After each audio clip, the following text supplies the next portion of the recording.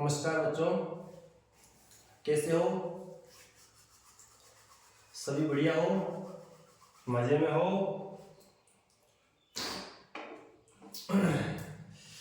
तो अपनी क्लास लेने के लिए बोला था कल। हाँ, संडे है, 1 तारीख है। पिछली क्लास संडे को ली थी। 1 तारीख, साल का अंतिम महीना। ठीक है, संडे है आज। तो कल क्लास में बात हुई थी कि वृत्त के सर्कल के अपने को क्वेश्चन करवाने हैं, एक एक नंबर के छोटे छोटे सवाल। तो आप अपनी किताब, कॉपी, पेन लेके बैठ जाओ और बढ़िया ध्यान से समझो। मन को एकाग्रचित करके पूरा फोकस यहीं पर होना चाहिए। 1 घंटे तक डिस्टरबेंस नहीं हो, है ना?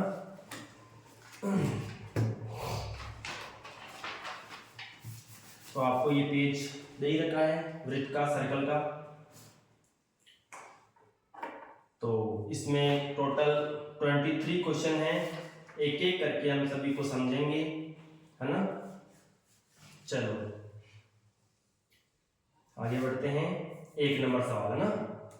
क्वेश्चन नंबर 1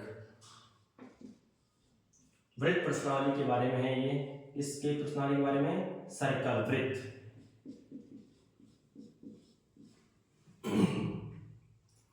हाँ, तो देखो पहला सवाल है, वह रेखा जो वृत्त को 2 बिंदुओं पर प्रतिच्छेद करती है। ये कोई वृत्त है, इसको 2 बिंदुओं पर काटने वाली रेखा 2 बिंदुओं पर काट रही है, एक यहां पर और एक यहां पर। तो वृत्त को 2 बिंदुओं पर काटने वाली रेखा को क्या कहते हैं? छेदक रेखा। क्या कहते हैं? छेदक रेखा। वृत्त को 2 बिंदुओं पर काटने वाली रेखा को कहते हैं छेदक रेखा। कौन सी रेखा कहते हैं? छेदक रेखा। जो वृत्त को 2 बिंदुओं पर काटती है और वृत्त को एक बिंदु पर काटती है या स्पर्श करती है, उसको कहते हैं स्पर्श रेखा। कौन सी रेखा कहते हैं? स्पर्श रेखा। कौन सी रेखा? स्पर्श रेखा। जो वृत्त को 2 बिंदुओं पर काटती है उसको छेदक रेखा। जो वृत्त को एक बिंदु पर काटती है, प्रतिच्छेद करती है या स्पर्श करके जाती है, उसे कहते हैं स्पर्श रेखा। और जो ये बिंदु है वो कहलाता है स्पर्श बिंदु। क्या कहलाता है? स्पर्श बिंदु। स्पर्श बिंदु ये वृत्त और इस स्पर्श रेखा का उभयनिष्ठ बिंदु है। दोनों का बिंदु सेम ही है। जो ये रेखा टच करते हुए जा रही है और ये वृत्त के टच करते हुए जा रही है, तो ये कॉमन बिंदु है, उभयनिष्ठ बिंदु है, इसे कहते हैं स्पर्श बिंदु। और ऐसी रेखा जो वृत्त को 2 बिंदुओं पर प्रतिच्छेद करती है वो होती है छेदक रेखा। और ऐसी रेखा जो वृत्त को टच करते हुए जाती है, एक बिंदु पर प्रतिच्छेद करके जाती है या एक बिंदु पर स्पर्श करके जाती है, उसे कहते हैं स्पर्श रेखा। और जो वृत्त है और ये स्पर्श रेखा है, इसका उभयनिष्ठ बिंदु स्पर्श बिंदु कहलाता है। तो पहले सवाल का आंसर होगा वह रेखा जो वृत्त को 2 बिंदुओं पर प्रतिच्छेद करती है। ऑप्शन नंबर सी, छेदक रेखा। छेदक रेखा। सवाल नंबर 2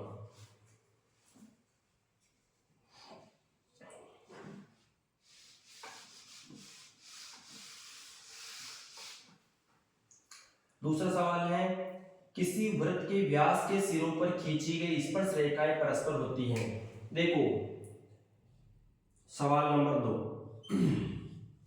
ये वृत्त है, इसका ये व्यास है, यहां पर केंद्र है, ये व्यास ए बी है। क्या है? व्यास ए बी है। तो व्यास ए बी, तो व्यास के सिरे कौन से होंगे इसमें? ए सिरा और बी सिरा। ए सिरा और बी सिरा ना, इस प्रकार से ए और बी। तो इसके सिरों पर जो स्पर्श रेखाएं खींचेंगे, इसके सिरों पर जो स्पर्श रेखाएं खींचेंगे,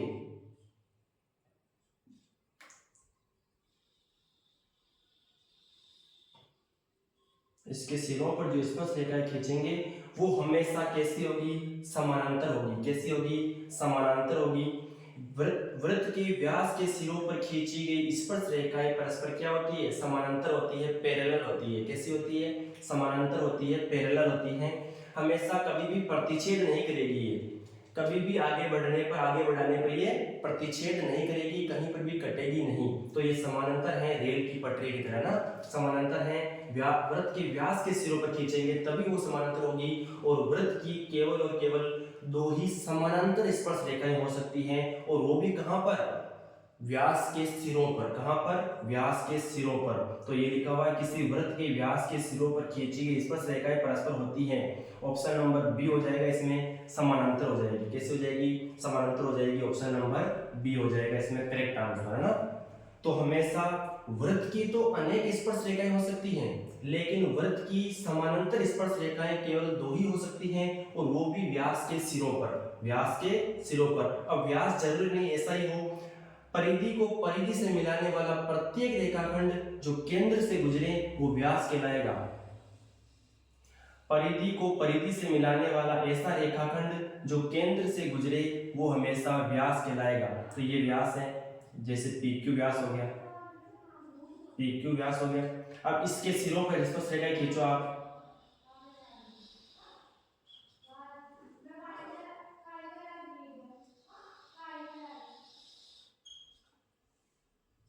तो ये देखो, व्यास जरूरी नहीं, कैसा भी हो सकता है, इसी प्रकार से हो सकता है, इस प्रकार से हो सकता है, ऐसे हो सकता है, कैसे भी हो सकता है। वृत्त के अनंत व्यास होते हैं, अनंत त्रिज्याएं होती हैं, वृत्त की अनंत स्पर्श रेखाएं होती हैं, लेकिन वृत्त की समानांतर स्पर्श रेखाएं केवल दो ही होती हैं, वो भी व्यास के सिरों पर। कहां पर, व्यास के सिरों पर। और व्यास क्या होता है, परिधि को परिधि से मिलाने वाला ऐसा रेखाखंड जो वृत्त के केंद्र से होकर गुजरे वो व्यास कहलाता है ना। ठीक है, समझ में आ गया होगा। तो इसका आंसर हो जाएगा option number B. Option number B. वृत्त की समानांतर स्पर्श रेखाएं दो ही होती है, समानांतर स्पर्श रेखाएं दो ही होती है ना।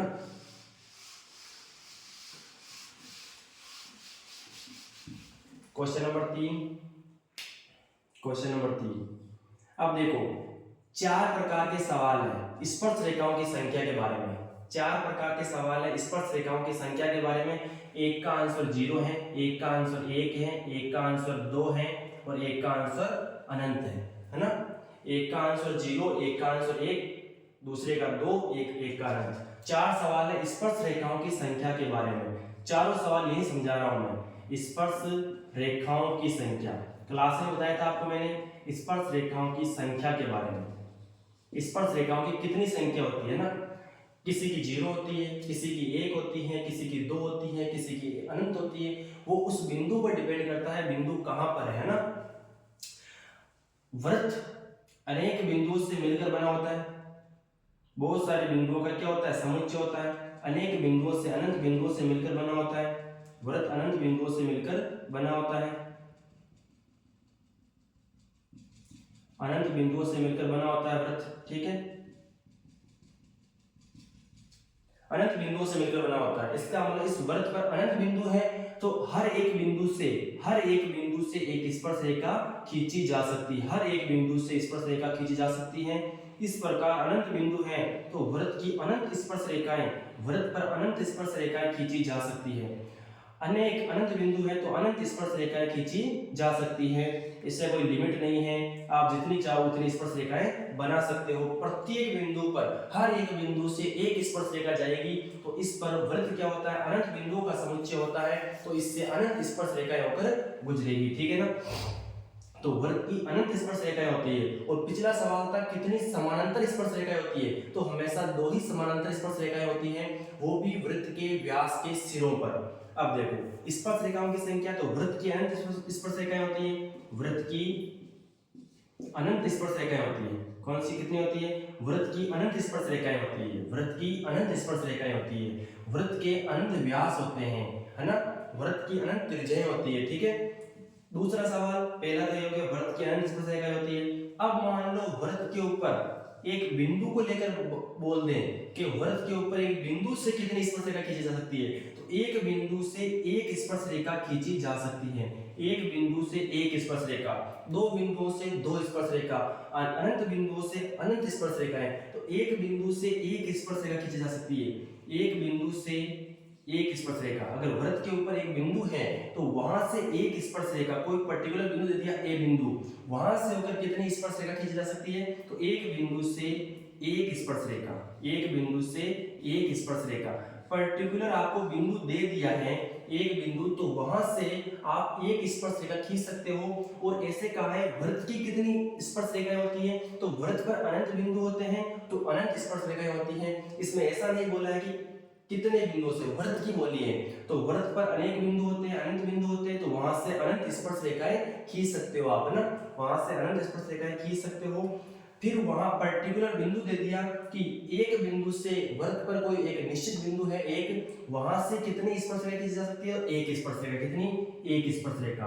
अब जीरो स्पर्श रेखा किस कंडीशन में आएगी और दो किस कंडीशन में आएगी, ये देखो एक बार आप, जीरो किस में आएगी और एक किस में आएगी। जैसे कोई ये वृत्त है, वृत्त के बाहर कोई बिंदु है, वृत्त के बाहर कोई बिंदु है, तो वृत्त के बाहर कोई बिंदु है तो वहां से दो स्पर्श रेखाएं खींची जा सकती हैं, वहां से दो स्पर्श रेखाएं खींची जा सकती हैं, है ना, वहां से दो स्पर्श रेखाएं खींची जा सकती है और दोनों की दोनों ही बराबर होती हैं, दोनों की दोनों ही बराबर होती है। दो स्पर्श रेखाएं खींच सकती हैं बाह्य बिंदु से अधिकतम दो स्पर्श रेखाएं, चाहे वो बिंदु यहाँ पर हो तो भी दो खींच सकते हैं, यहाँ पर हो तो भी दो खींच सकते हैं, तो बाह्य बिंदु से अधिकतम दो स्पर्श रेखाएं खींची जा सकती हैं। तो इसका आंसर ये हो जाएगा, बाह्य बिंदु से दो स्पर्श रेखाएं खींची जा सकती है। जीरो कब आएगी, जब बिंदु वृत्त के अंदर आ जाए, आंतरिक भाग में आ जाए, अंतः भाग में आ जाए, तो वहां से स्पर्श रेखाएं नहीं बनेगी, वहां से छेदक रेखाएं बनेगी।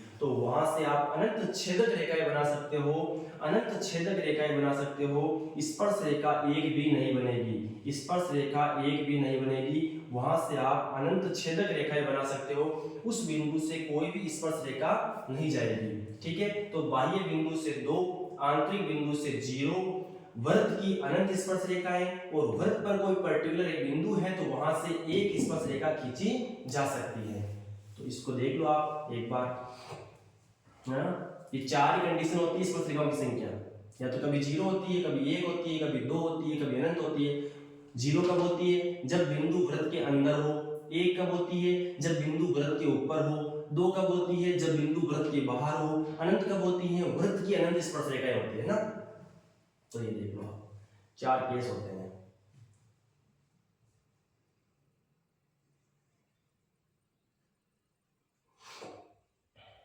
तो तीसरे सवाल का जवाब हो जाएगा, एक वृत्त के बाह्य बिंदु से खींची गई अधिकतम स्पर्श रेखाएं दो होती है। कौन सी कितनी होती हैं, दो होती हैं, ऑप्शन नंबर सी।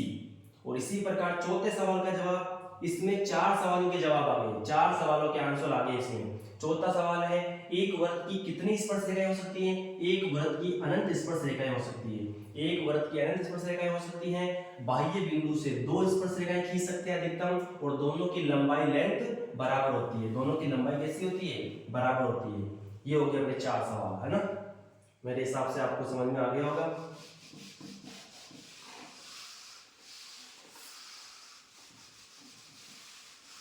पांचवा सवाल, ये बोल रहा है वृत्त की स्पर्श रेखा और त्रिज्या के बीच कोण कितना होता है। जैसे माना कि कोई स्पर्श रेखा है, ये वृत्त की क्या है, स्पर्श रेखा है, जो एक बिंदु पर प्रतिच्छेद होके जाती है, और ये वृत्त की क्या है, ये वृत्त का केंद्र है और ये वृत्त की त्रिज्या है।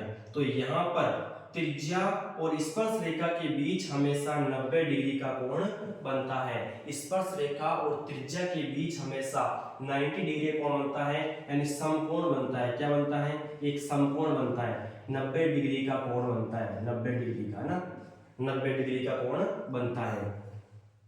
ये वृत्त की त्रिज्या और ये वृत्त की स्पर्श रेखा, इन दोनों के बीच हमेशा एक समकोण बनता है, 90 डिग्री का कोण बनता है। तो पांचवें सवाल का आंसर हो जाएगा, वृत्त की स्पर्श रेखा और त्रिज्या के बीच कोण कितना होता है, ऑप्शन नंबर बी, समकोण होता है, ऑप्शन नंबर बी समकोण होता है ना।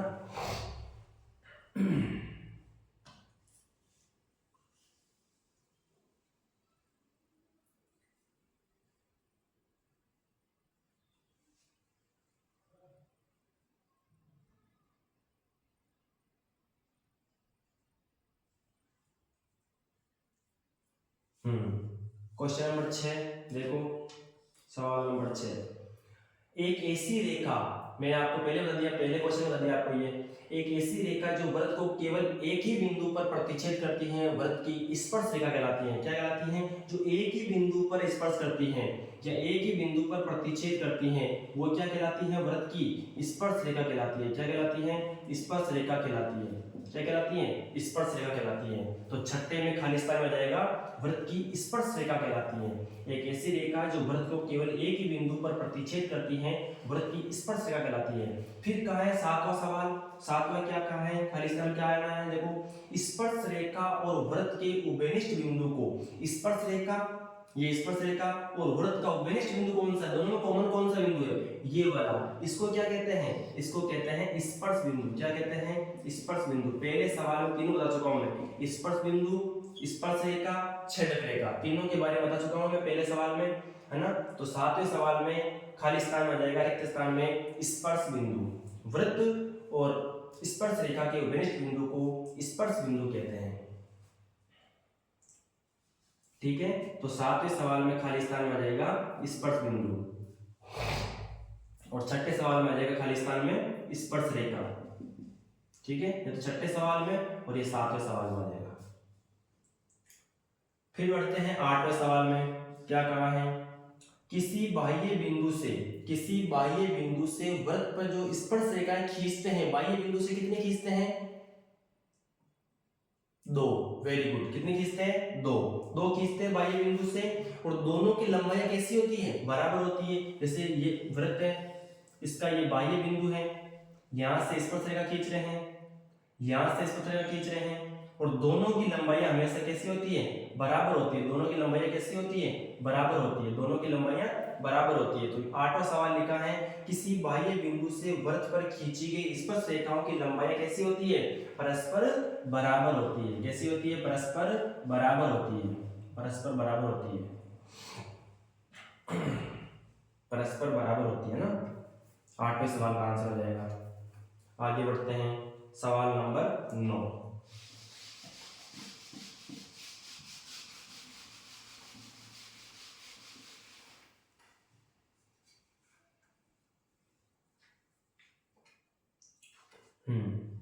नौवां सवाल ये हो गया होगा, देख लो एक बार और।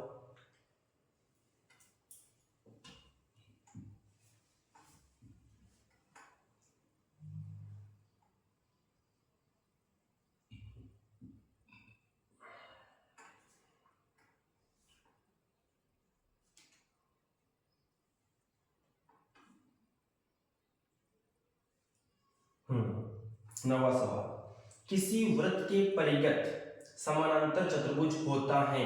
वृत्त के परिगत का मतलब वृत्त के चारों ओर चतुर्भुज, वृत्त के चारों ओर बनाया गया चतुर्भुज। परिगत का मतलब होता है चारों ओर। तो वृत्त के चारों ओर चतुर्भुज बनाएंगे, वो के समांतर चतुर्भुज बनाएंगे, वो कैसा होगा? समानांतर चतुर्भुज बनाएंगे, वो कैसा होगा ना, यही पूछा है ना। तो हमेशा ध्यान रखना ए बी सी डी। तो वृत्त के चारों ओर एक समानांतर चतुर्भुज बनाएंगे, वो हमेशा समचतुर्भुज होता है। कैसा होता है? समचतुर्भुज होता है। कैसा होता है? समचतुर्भुज। वृत्त के बाहर एक वृत्त के परिगत यानी वृत्त के बिंदुओं को टच करते हुए एक स्पर्श, एक समानांतर चतुर्भुज बनाना है, वो तो वो कैसा होगा? हमेशा समचतुर्भुज होता है। कैसा होता है? समचतुर्भुज होता है ना, जिसकी सभी भुजाएं, समचतुर्भुज ऐसा होता है जिसकी सभी भुजाएं बराबर होती हैं, कोणों का कोई फिक्स नाप नहीं है। समानांतर कैसा होता है? आमने सामने की भुजाएं बराबर होती हैं, तो वो समानांतर चतुर्भुज होगा। वो कैसा हो जाएगा? अगर वृत्त के बाहर बना हुआ है, परिगत बना हुआ है, तो वो हो जाएगा समचतुर्भुज। तो खाली स्थान हो जाएगा समचतुर्भुज। कैसा होता है? समचतुर्भुज, है ना। तो 9वें सवाल का आंसर हो जाएगा समचतुर्भुज।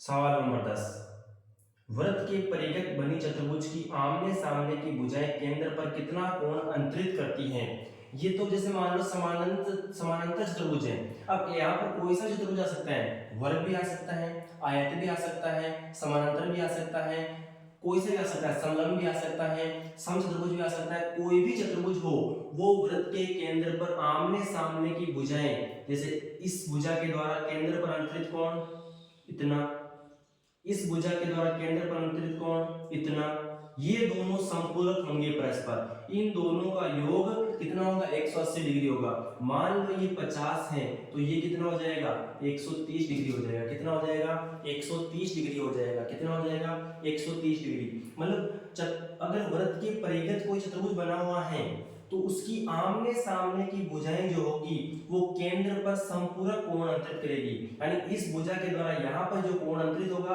और इस भुजा के द्वारा यहाँ पर जो कोण अंतरित होगा वो परस्पर क्या होंगे, संपूरक होंगे। उनके कोणों का योग कितना होगा 180 डिग्री होगा। जब दो कोणों का योग 180 डिग्री हो तो वो परस्पर संपूरक कहलाते हैं, और जब दो कोणों का योग 90 डिग्री हो तो वो परस्पर क्या कहलाते हैं, पूरक कहलाते हैं। तो 50 का संपूरक 130, 130 का संपूरक 50, है ना। इसी प्रकार इधर वाली ये भुजा, इधर वाली ये भुजा और इधर वाली भुजा, जैसे ये वाली भुजा यहाँ पर कोण अंतरित रहेगी और ये वाली भुजा केंद्र पर यहाँ पर कोण अंतरित रहेगी, तो इनके कोणों का ये भी परस्पर क्या होंगे, संपूरक होंगे। मतलब वृत्त के परिगत कोई भी चतुर्भुज बना हुआ है तो उसकी आमने सामने की भुजाएं उसके केंद्र पर परस्पर संपूरक कोण अंतरित करती हैं। आमने सामने की जो भुजाएं होगी वो केंद्र पर कैसे कोण अंतरित करेगी, संपूरक कोण, इन दोनों का योग कितना होगा 90 डिग्री होगा। तो इसमें आ जाएगा वृत्त के परिगत बनी चतुर्भुज की आमने सामने की भुजाएं केंद्र पर कितना कोण अंतरित करती हैं, ऑप्शन नंबर बी संपूरक कोण अंतरित करती है। कितना कोण अंतरित करती हैं, संपूरक कोण, यानी दोनों कोणों का योग कितना होगा 180 डिग्री होगा। ठीक है, चलो आगे बढ़ते हैं।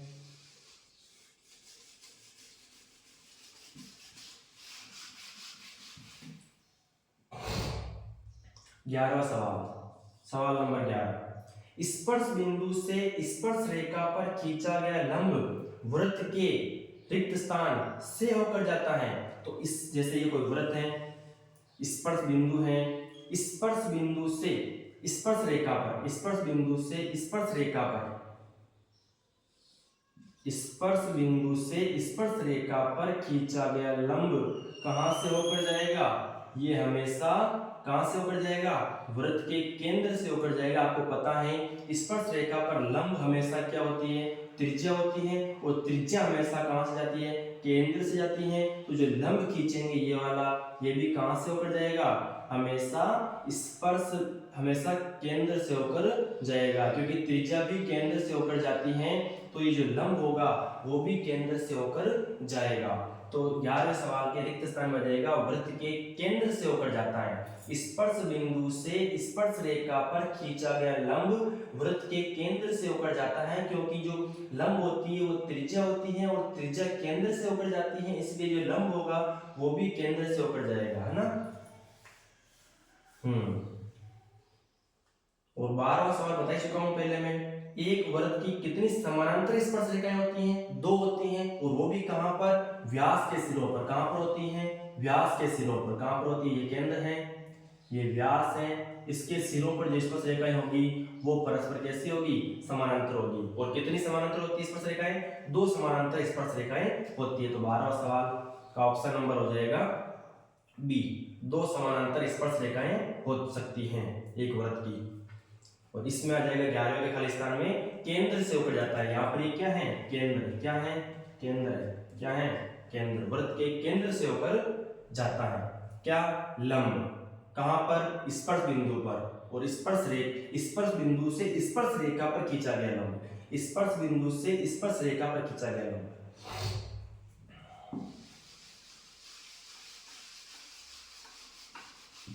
बारहवें सवाल में ऑप्शन नंबर बी आ जाएगा ना।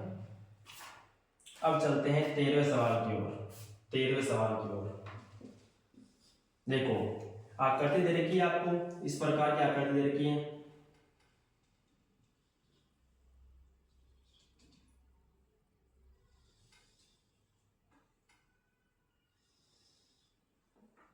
ये इसका केंद्र है, क्या है, केंद्र है, ये इसकी त्रिज्या है तो लंब होगी, ये स्पर्श रेखा है, ये त्रिज्या है तो लंब होगी, ये स्पर्श रेखा है, ये त्रिज्या है तो क्या होगी, लंब होगी। ठीक है, ये लंब होगी। यहां पर दे रखा है आपको ए पी बी ओ, ये दे रखा है।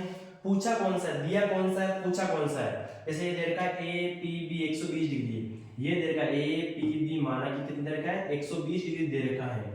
तो आपको ये पता है इन दोनों कोणों का योग 90 डिग्री हो गया, 90 दोनों कोणों का योग 180 हो गया, ये आपस में संपूरक हो गए। तो ये भी परस्पर क्या होंगे, संपूरक होंगे। इनके कोणों का योग भी कितना होगा 180, क्योंकि चतुर्भुज के चारों कोणों का योग कितना होता है 300, आंतरिक कोणों का योग कितना होता है 360 डिग्री होता है। तो इसका मान कितना हो जाएगा 60 डिग्री हो जाएगा, क्योंकि ये 120 है तो इसका आधा नहीं, इसका संपूरक, संपूरक कितना होता है, इसको 60 जोड़ो तो 180 आ जाएगा, 60 जोड़ो तो 180 आ जाएगा। तो ये परस्पर संपूरक होते हैं, ये वाला और ये वाला संपूरक होते हैं। अब माना कि जैसे इसका तो आंसर कितना आ गया 60 डिग्री आ गया, लेकिन अब मान लिया आपको ये तो कौन पूछा है, आपको AOB का मान पूछा है। किसका मान पूछा है, AOB पूरे का मान पूछा है। माना कि यहां पर ऐसा आ जाता, ये पूछ लेता तो कितना होता फिर, तो ये 120 है तो ये पूरा कितना है 60 है। ये स्पर्शरेखा, ये स्पर्शरेखा परस्पर बराबर होती है, तो इसके सामने वाला कोण और इसके सामने वाला कोण बराबर होगा, बराबर होगा तो 60 का बराबर बराबर कर दो भागों में, तो ये भी 30 हो जाएगा और ये वाला भी 30 हो जाएगा इस प्रकार से। तो ये पूछ लिया आपको BOP या AOP तो 30-30 डिग्री, और बाकी AOB पूछा है तो पूरा 60 डिग्री है ना। कुल मिला के इसका और इसका दोनों का योग 180 आना चाहिए, क्योंकि इन दोनों का योग 180 हो गया तो बचा 180, तो इन दोनों का योग होगा वो 180। इसमें आंसर हो जाएगा ऑप्शन नंबर सी, क्योंकि AOB पूछा है तो पूरा 60 डिग्री हो गया।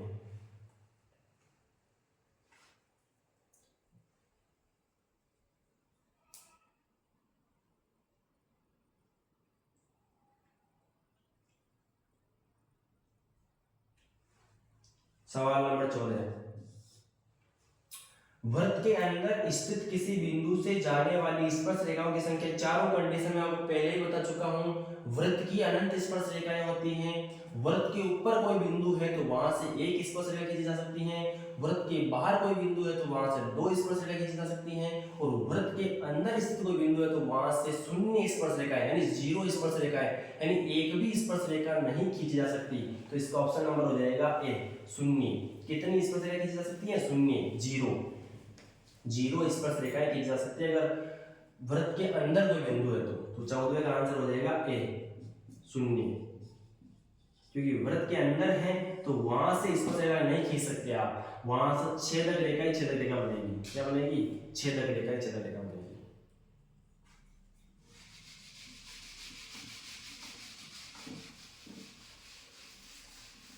सवाल नंबर 15, देखो मैंने आपको बताया है परिधि को परिधि से मिलाने वाला प्रत्येक रेखाखंड एक जीवा कहलाता है। परिधि को परिधि से मिलाने वाला प्रत्येक रेखाखंड जीवा कहलाता है, चाहे वो केंद्र से गुजरे चाहे नहीं गुजरे। केंद्र से गुजर जाए तो स्पेशल कंडीशन हो जाएगी, वो क्या कहलाएगा फिर व्यास कहलाएगा, और वही सबसे बड़ी जीवा होती है, सबसे बड़ी जीवा होती है, सबसे बड़ी जीवा, सबसे बड़ी जीवा होती है, वही सबसे बड़ी जीवा होती है व्यास। व्यास को ही सबसे बड़ी जीवा कहते हैं। व्यास बोलो चाहे सबसे बड़ी जीवा बोलो एक ही बात है, दोनों एक ही शब्द है। व्यास बराबर सबसे बड़ी जीवा, वृत्त की सबसे बड़ी जीवा बोलो चाहे व्यास बोलो। त्रिज्या देकर सबसे बड़ी जीवा का मान पूछे तो भी व्यास होगा, और व्यास सबसे बड़ी जीवा का, सबसे बड़ी जीवा देकर त्रिज्या पूछे तो इसका मतलब व्यास दे रखा है त्रिज्या पूछी, इसका मतलब यही है। तो प्रश्न नंबर 15 है वृत्त की सबसे बड़ी जीवा होती है, क्या कहलाती है व्यास। सबसे बड़ी जीवा कौन सी होती है, व्यास। Option number B, option number B, सबसे बड़ी जीवा व्यास होती है। परिधि को परिधि से मिलाने वाला हर एक रेखाखंड जीवा होगा। अगर वो परिधि को परिधि से मिलाने वाला रेखाखंड अगर केंद्र से गुजर जाए तो वो स्पेशल व्यास बन जाता है, जीवा तो ऑटोमेटिक है ही, और सबसे बड़ी जीवा हो जाएगी। और परिधि को परिधि से मिलाने वाला रेखाखंड हमेशा जीवा कहलाएगा। अगर उसमें से बोल दे परिधि को परिधि से मिलाने वाला ऐसा रेखाखंड जो केंद्र से गुजरे वो हो जाएगा सबसे बड़ी जीवा या फिर व्यास। ठीक है, तो अब देखो 16वां सवाल में क्या पूछा है, इसमें न्यूमेरिकल दे दिया इसमें, यदि वृत्त की त्रिज्या r का मान 10 सेंटीमीटर है तो वृत्त की सबसे बड़ी जीवा, तो वृत्त की सबसे बड़ी जीवा कौन सी होती है, व्यास। तो व्यास का मान पूछा है, त्रिज्या का डबल होता है, 2 गुना कर दो तो 20 सेंटीमीटर, कितना आ जाएगा, 20 सेंटीमीटर आ जाएगा, है ना, 20 सेंटीमीटर आ जाएगा।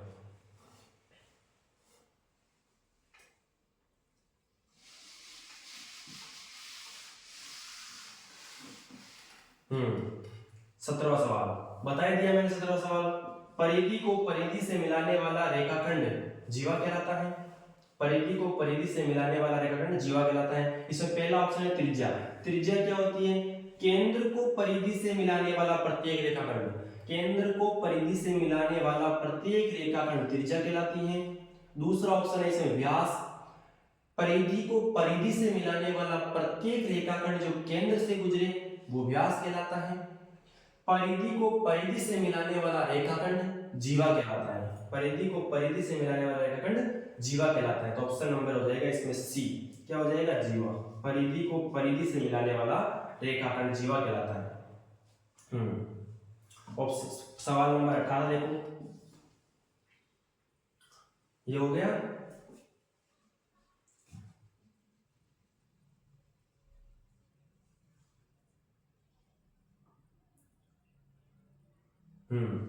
एक वृत्त के केंद्र से, एक वृत्त के केंद्र से समान दूरी पर स्थित जीवाएं परस्पर होती हैं।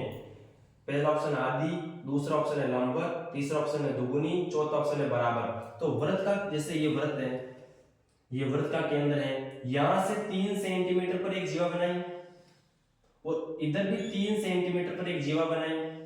अगर वृत्त के केंद्र से ये समान दूरी पर हैं तो इसका मतलब जीवाएं भी परस्पर बराबर होगी। जीवाएं भी परस्पर कैसे होगी, बराबर होगी। कैसे होगी, जीवाएं भी बराबर होगी। यहां से नीचे 3 सेंटीमीटर पर जीवा बनाई और यहीं से केंद्र से ऊपर 3 सेंटीमीटर पर जीवा बनाई, इसका मतलब वो कैसे होगी, परस्पर बराबर होगी जीवाएं। जीवाएं कैसी होगी, परस्पर, ये वाली जीवा और ये वाली जीवा परस्पर कैसे होगी, ए बी जीवा और पी क्यू जीवा परस्पर कैसे होगी, बराबर होगी, क्योंकि ये केंद्र से बराबर दूरी पर है, केंद्र से बराबर दूरी पर है। तो वृत्त के केंद्र से बराबर या समान दूरी पर स्थित जीवाएं परस्पर बराबर होती है। ऑप्शन नंबर डी हो जाएगा इसमें, ऑप्शन नंबर डी बराबर होती है, बराबर होती है ना, ऑप्शन नंबर डी बराबर होती है।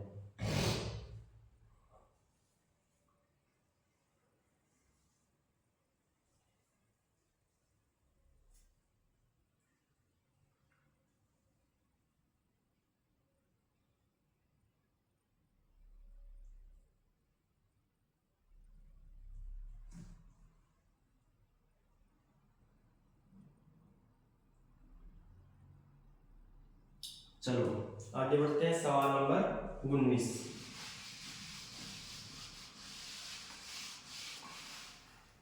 सवाल नंबर 19 देखो, चित्र दे रखा है आपको, ये यहाँ स्पर्श रेखा है ए बी और ये वृत्त का केंद्र है, ये त्रिज्या है, तो पता है आपको ये लंब होगा। तो लंब के सामने हमेशा क्या होता है, लंब के सामने कर्ण होता है, क्या होता है, कर्ण होता है, लंब के सामने कर्ण होता है। तो इसका मतलब या तो ये लंब है या ये आधार है, दोनों में से कुछ भी हो सकता है, लेकिन ये तो कर्ण ही है, हमेशा क्या है, कर्ण है। यदि देखा इसमें OA कितना है, 10 है, OA कितना है, 10 है, 10 सेंटीमीटर दे रखा है। OB दे रखा है 6 सेंटीमीटर, ये दे रखा है 6 सेंटीमीटर त्रिज्या, 6 सेंटीमीटर दे रखी है। तो अपने को पूछा AB कितना होगा, ये वाली डिस्टेंस कितनी होगी। तो मैंने आपको बताया था समकोण त्रिभुज है, समकोण त्रिभुज में हमेशा पाइथागोरस प्रमेय लगती है। इसमें आपको कुछ तरीके आपको याद करने पड़ेंगे, जैसे 3 4 5, ये क्या है, कर्ण है, क्या है, कर्ण, और ये आधार और लंब में से कुछ भी हो सकता है, लेकिन कर्ण कितना आएगा, 5 आएगा। 3 4 5, 5 12 13, जिसमें 13 कर्ण है उसका लंब आधार कितना आएगा, 5 12 आएगा। 3 4 5, 5 12 13, 6 8 10, 7 24 25, 7 24 25। इस प्रकार से आपको एक ट्रिक याद करने हैं जिसमें कर्ण क्या हो, 5 हो, उसमें लंब आधार कितना होगा, समकोण त्रिभुज में लगेगी ये। पाइथागोरस प्रमेय हमेशा समकोण त्रिभुज के लिए लागू होती है।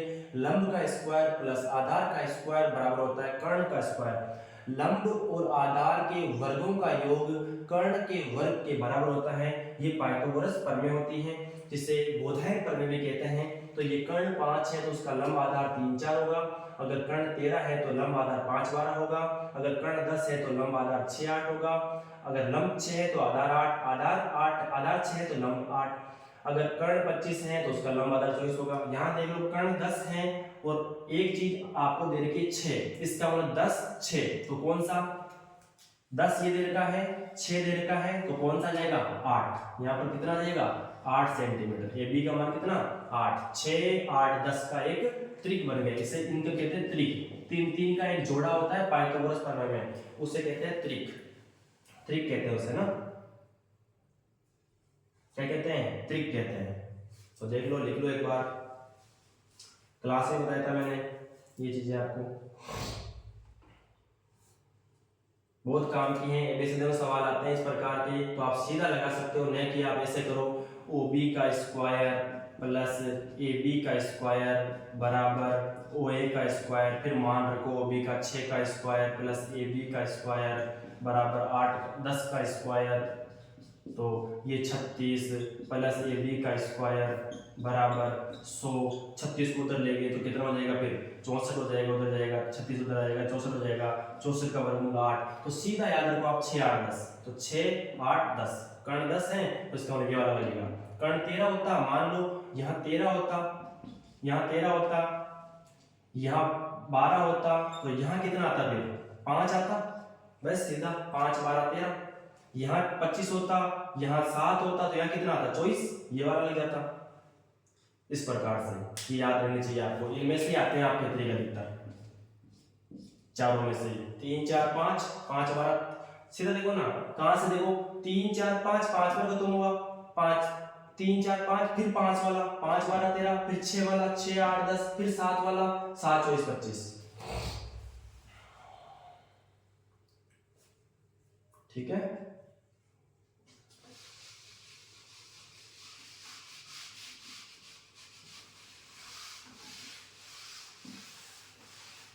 सवाल नंबर 20।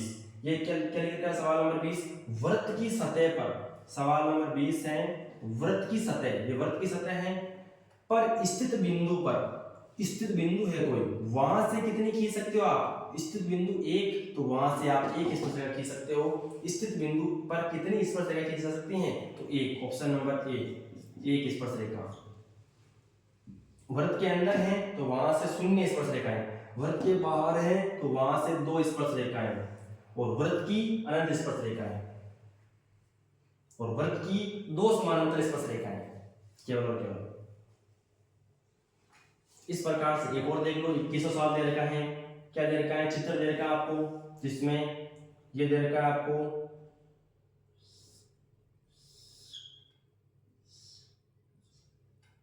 ओ पी क्यू, जिसमें दे रखा है आपको ओ क्यू का मान 5, ये 5, ओ पी का मान 13। इसका मतलब ये समकोण के सामने कर्ण 13 वाला है तो 5 12 और 13, सीधा option number 5 12 13, option number C, option number C हो जाएगा, ऑप्शन नंबर सी। त्रिक है ये, समकोण त्रिभुज जो त्रिक लगेगा फिर से, पाइथागोरस प्रमेय आएगी इसमें।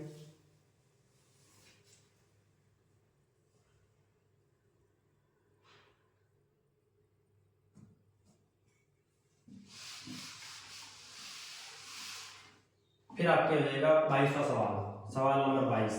ये क्या लिखा है, किसी एक वृत्त के किसी चाप का डिग्री माप 180 डिग्री है। जैसे कोई वृत्त है, चाप का डिग्री माप यानी ये व्यास है, तभी तो आधा ऊपर आधा नीचे, ये चाप है, इसका डिग्री माप पूरा कितना है 180 डिग्री है। पूरा कितना है 180 डिग्री नीचे है, 180 डिग्री ऊपर है, तो पूरा वृत्त का होता है 360 डिग्री, अर्धवृत्त का होता है 180 डिग्री चाप का मान, इसका डिग्री माप, और लघु चाप का होता है 180 से कम, और दीर्घ चाप का होता है 180 से ज्यादा। ये 180 से कम है, ये वृत्त का केंद्र है, ये व्यास है, 180 से कम है ये, तो इसका लघु चाप, लघु चाप, और ये 180 से बड़ा है तो ये हो जाएगा दीर्घ चाप, और फिक्स 180 डिग्री है, इसका मतलब अर्धवृत्त है वो। एक वृत्त के किसी चाप का डिग्री माप 180 डिग्री है तो वह चाप है अर्धवृत्त। और लघु चाप कौन सा होगा, इसका ऑप्शन तो कौन सा हो जाएगा, डी ऑप्शन हो जाएगा, कौन सा अर्धवृत्त, कौन सा हो जाएगा अर्धवृत्त। हाफ सर्कल 360 डिग्री पूरा वृत्त, उसका आधा 180 डिग्री अर्धवृत्त। 180 से भी कम है तो वो लघु चाप, 180 से ज्यादा है तो वो दीर्घ चाप। आपको आज आपके पास है किसी वृत्त का चाप का डिग्री माप अगर 200 डिग्री है तो वो है दीर्घ चाप है। कैसा है? दीर्घ चाप, क्योंकि 180 से ज्यादा है, 180 से ज्यादा है। चलो और 23वां सवाल देखो, सवाल नंबर 23। यदि एक समचतुर्भुज एबीसीडी की चारों भुजाएं एक वर्त को स्पर्श करती है, समचतुर्भुज दे रखा है, उसकी चारों भुजाएं एक वर्त एबीसीडी को स्पर्श करती है, ए बी सी डी को स्पर्श करती है, वर्त की चारों भुजाएं एक वर्त को स्पर्श करती है ना, एक वर्त को क्या करती हैं? स्पर्श करती हैं। समचतुर्भुज दे रखा है, उसकी चारों भुजाएं एक वर्त को स्पर्श करती हैं, तो कौन सा ऑप्शन सही होगा? क्या होता है? आमने सामने की भुजाओं का योग बराबर होता है, इन दोनों भुजाओं का योग इन दोनों भुजाओं के योग के बराबर होता है ना। तो A B plus C D, तो इन दोनों भुजाओं का योग बराबर होगा इन दोनों भुजाओं के योग के, B C plus A D, B C plus A D, यानी आमने सामने की भुजाओं का योग बराबर होगा। ये आमने सामने की भुजाओं का योग और ये आमने सामने की भुजाओं का योग परस्पर क्या होगा? बराबर होगा। क्या होगा? परस्पर बराबर होगा।